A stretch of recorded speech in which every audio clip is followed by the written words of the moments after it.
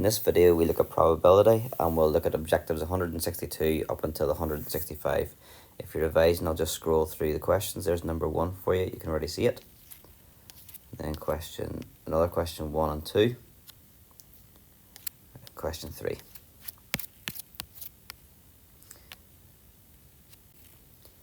So we will begin looking at trying to understand and use probability vocabulary and the probability scale.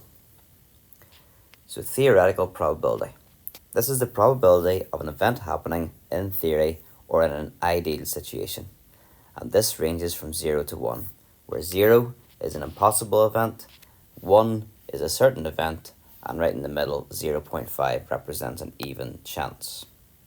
Sometimes you might hear in everyday life 50-50, try to avoid that, use 0.5 or 1/2. At M7 or M8 level, we use numbers to describe probabilities, not words. So we have to use the formula, and this reads as the probability of an event happening.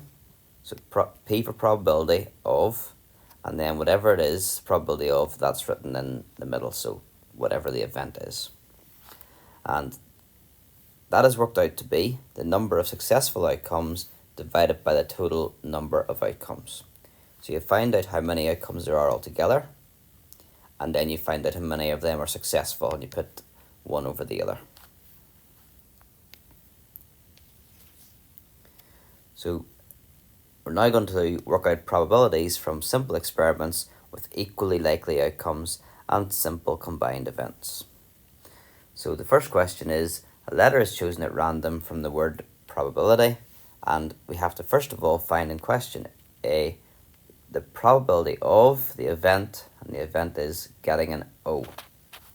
So how many O's are there? How many successful outcomes are there? There is one successful outcome. There's one way of getting what you want, which is the O. And how many outcomes are there in total? The total number of outcomes is 1, 2, 3, 4, 5, 6, 7, 8, 9, 10, 11. So that's 1 out of 11, or 1/11th. So the best way there to represent your answer for probability is as a fraction. Part B, what is the probability of the event getting a B from the word probability? Well, there are 2 B's in the word probability. That's 2 out of 11, or 2/11ths. Part C, what's the probability of getting an X from the word probability? Well, there is no chance, but we have to represent that as a number. So you could write 0 over 11, or ideally 0 over 11 simplifies to be 0. So we would write 0 instead of no chance. No chance would be a word description. We want a numerical number. Part D, what's the probability of getting a consonant? So if we count them here, we've got 1, 2, 3, 4, 5, 6, 7. So that would be 7 out of all the letters, which is 11, 7/11ths. We're now going to do a few things at once. We're going to identify different mutually exclusive outcomes, look at that definition, and then we're also going to know that the sum of probabilities of all these outcomes is 1, and the probability of an event not occurring is 1 minus the probability that it occurs. That'll all become clear and it'll be broken down below. So what is a mutually exclusive events? Mutually exclusive events. Events are said to be mutually exclusive if they cannot occur at the same time. So if you have one experiment or one trial, you do something once, for example, rolling a dice, the probability of getting a 1 and the probability of getting a 2 are mutually exclusive. They cannot happen at the same time. So this is looking at one trial and 2 things happening. Can they happen at the same time or not? It's not looking at doing trials, doing an experiment again and again and again. So it's just one trial. And if you do one roll of the dice, you cannot get a 1 and a 2 at the same time. So they are mutually exclusive. They cannot happen at the same time. Now, rolling a dice and getting an odd number, or getting a number greater than 2, they are not mutually exclusive. I'll break it down. It says here as 3 and 5 are both greater than 2 and odd, but I'll just break it down here below for you. The first event is getting an odd number, which would be 1, 3, and 5. The alternative event is getting greater than 2, which would be 3, 4, 5, and 6. So if you look at those two events, can they happen at the same time? And the answer is yes, they can, because you can get a 3, and if you roll a 3 in the dice, that would be an odd number, that would be greater than 2, so that means these two events are not mutually exclusive, because they can happen at the same time. Then what are exhaustive events? Exhaustive events. Events are said to be exhaustive if they are the only possibilities. That is, there are no other possibilities. And because there's no other possibilities, that means that the total of the events would be 100%. So for example, rolling a dice and getting an odd number and getting an even number, they are exhaustive as there are no outcomes which are neither odd nor even. It has to be odd or even, there's nothing else that can happen, so those two events are exhaustive. Let's look at a different event. What about rolling a dice and the probability of getting greater than 3 and the probability of getting less than 3? It says here that they are not exhaustive as there is still the possibility of rolling a 3. So greater than 3 is getting a 4, a 5, or 6. It didn't say greater than or equal to, it just says greater than 3. The other event is less than 3. So if you're getting less than 3, that means you could get a 1 or a 2. You can't get 3 because it didn't say less than or equal to.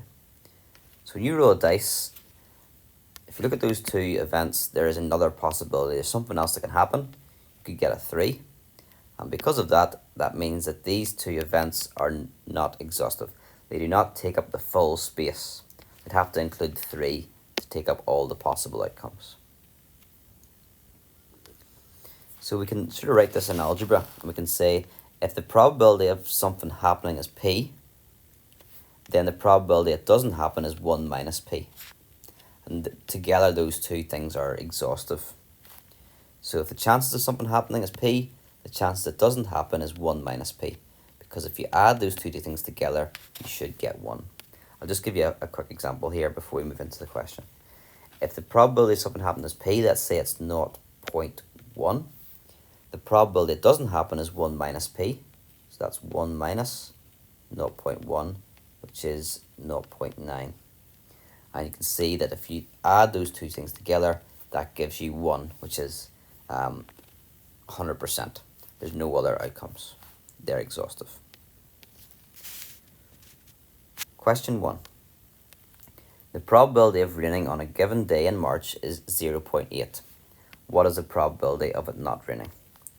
Well, raining and not raining are exhaustive events. Either it rains or it doesn't. So we can say that the two probabilities should add up to 1. So if the probability of it raining is 0.8, the probability of it not raining is 1 minus 0.8, which is 0.2. Question 2. A four-sided spinner is divided into 4 sections, labelled A, B, C, and D. The probabilities of getting each letter on the spinner are given in the table. So the probability or the chances of getting an A is a quarter, probability of getting B is 2/5. We don't know the probability of C, and we know the probability of D. We have to find the probability of getting C. Well, the spinner is divided into 4 sections, so these are the 4 possible outcomes. It has to be an A or a B or a C or a D. Can't be anything else because there are only 4 sections. So these probabilities should add up to 1. So what we want to do is add up those 4 probabilities and get 1. We can't add up all 4 because we don't know this one, but we can add the 3 to start off with. So if we get a quarter and we add 2/5 and we add 3/10, to do that we need to get a common denominator. The common denominator with 4, 5 and 10 is 20. So they'll all be out of 20. So a quarter, 4 to 20, 4 times 5 is 20. So we times that fraction by 5, numerator and denominator. How do we get from fifths to 20ths? We multiply by 4. So we multiply numerator and denominator by 4 there. 2 4s are 8. And how do we get from tenths to 20ths? We multiply by 2. So we've got to multiply the numerator by 2, and we get 3 2s or 6. If we add those three fractions in, 5 20ths plus 8 20ths plus 6 20ths, that gives us 19 20ths. So that doesn't take up the full probability space. There's still another probability. Something else can happen because it's not 20 out of 20. And if we do 1 minus 19 out of 20, we find out what's remaining. It might be obvious that the answer to that there is 1/20th. And what we're actually doing there, I suppose 1 whole, the total possibilities would be out of 20, would be 20 out of 20. We're taking away 19 out of 20, which means there's 1/20th left. So that's our answer there. Question 3. A 5-sided spinner is divided into 5 sections labelled A, B, C, D, and E. The probabilities of getting each letter on a spinner are given in the table. This time we're given a lot less of the probabilities. We only know the probability of A and the probability of D. The probability of getting a C, part A, the probability of getting a C is twice as likely as getting a D. Find the probability of getting a C. Well, the probability of getting a D is 0.1, and it's twice as likely to get a C. So if we double 0.1, we would get 0.2. So your answer is 0.2. Part B, it is equally likely to get a B or an E. Find the probability of getting a B. Where do we start there? I'll do this without algebra and then I'll do it later on with algebra. We know that these three probabilities, if we get them, the probability of A, the probability of C, and the probability of D, they add up to 0.6. Now, we know the whole thing should add up to 1. So if we get 1 and we take away all the other probabilities that we know, 0.6, we're left with 0.4. These two should give you 0.4 because that's what's left over. Now, normally, we wouldn't know which, if it's what the combination would be, how it would be weighted. Is this 0.1 and 0.3, which would give 0.4? Was this 0.2 and this 0.2 to give 0.4? We wouldn't know. But the question tells us that they are equally likely to get a B or an E, which means these two numbers have to be the same. So if they add up to 0.4 and they are the same, then we just half 0.4 and we get 0.2. So 0.2 is our answer. And a little check, does that add up to 1, 2, 4, 6, 7, 8, 9, 10? It does. Now we could have done that question using algebra. It's probably overcomplicating it, but I'll just very quickly if you're interested. The probability of A was 0.3. The probability of B we didn't know, so we call it X. Probability of C we did know was 0.2. Probability of D we don't know is 0.1. And the probability of E, we could call it Y, but we know it's the same as B because they're equally likely, they're going to be the same. So you can call that X. And those 5 probabilities should equal 1. So if we tidy that up, that would say 0.6 plus 2x equals 1. We can take 0.6 off both sides to get 2x equals 0.4, and then half both sides to get 0.2. So we've done that there informally, but you can probably trace the steps and see how actually it is the same thing, how they are. One's just a different version in algebra.